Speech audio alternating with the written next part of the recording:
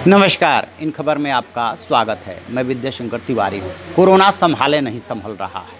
भारत के सामने सबसे बड़ा चैलेंज ये है कि स्टेज 2 से वो गुजर रहा है और स्टेज 3 यानी कि कम्युनिटी जो ट्रांसमिशन है उस फेज़ से वो बचने के लिए चुनौतियों से जूझ रहा है। यदि उस फेज में चला गया यानी कि कम्युनिटी ट्रांसमिशन होने लगा तो संभालना मुश्किल हो जाएगा, क्योंकि 130 करोड़ का देश है और एक दूसरे से जब होने लगेगा यहीं पे स्थानीय लोगों में तो बड़ी भारी समस्या पैदा हो जाएगी। अभी तक जितने केसेज आ रहे हैं उसमें से अधिकांश या तो इटली से आए हुए लोग हैं या दुबई से आए या दूसरे देशों से आए हुए लोग हैं और जिनसे औरों को ट्रांसमिट हुआ, इस तरह के केसेज ज़्यादा है। लेकिन जो एक टैक्सी की कहानी उभर करके आ रही है पुणे की, वो थोड़ी अलग कहानी कह रही है।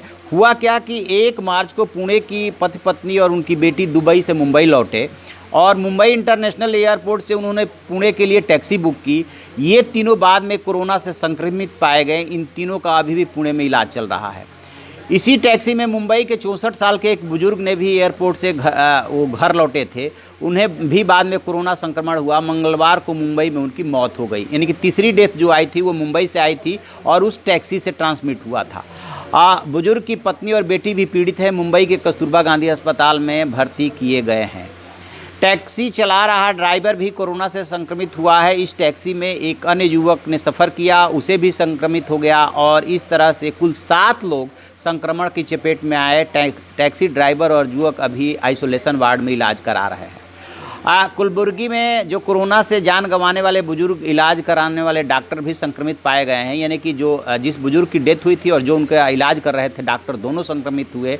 और कर्नाटक में 2 नए मामले सामने आने के बाद जो है ये बात उठने लगी है और इस टैक्सी से कि क्या एक दूसरे से ट्रांसमिट होने लगा है, क्योंकि अब ये माना जा रहा है कि टैक्सी से ही सातों में गया। ये स्थिति जब ज़्यादा हो जाएगी तो संभालने में फिर दिक्कत होने लगेगी। इसी से बचना है और इसी से बचने के लिए अपने आप को सीमित करना है कि कैसे कम से कम हमारी गतिविधियां हो। इसीलिए वर्क फ्रॉम होम की बात हो रही है, इसीलिए पब्लिक ट्रांसपोर्ट से बचने की बात हो रही है, इसीलिए जो है ऑफिस जाने में न जाने की बात हो रही है, इसीलिए स्कूल कॉलेज अस्पताल सब बंद किए, अस्पताल नहीं बंद किए जा रहे हैं, सिर्फ इसी वजह से कि स्थानीय लोगों में एक दूसरे से ना हो। तो पुणे की जो टैक्सी की कहानी निकल करके आ रही है वो ये आ रही है कि जो उसमें सवार हुआ वो सब संक्रमित होते चले गए। तो ये अपने तरह की एक अलग तरह की घटना है ऐसे उसमें, जबकि कोरोना को लेकर के भारत भी संघर्ष कर रहा है और अभी तक जो 3 डेथ हुई है और लगभग जो है 150 के आसपास संक्रमित हुए हैं। ये संख्या लगातार बढ़ रही है, 170 के भी आसपास जा सकती है। तो इसे कंट्रोल में इसलिए माना जा रहा है कि 130 करोड़ की आबादी में यदि इतनी सीमित संख्या है तो निश्चित रूप से इसे भारत की तैयारी और तैयारियों के मद्देनज़र उपलब्धि के रूप में देखा जा रहा है। लेकिन ये घटना अपनी तरफ की एकदम अलग है और ऐसी घटनाएं बढ़ी तो संभालना वाकई में जो है दिक्कत भरा काम हो जाएगा। तो आप ऐसी खबरों के लिए देखते रहिए हमारा डिजिटल चैनल इन खबर। Thank you.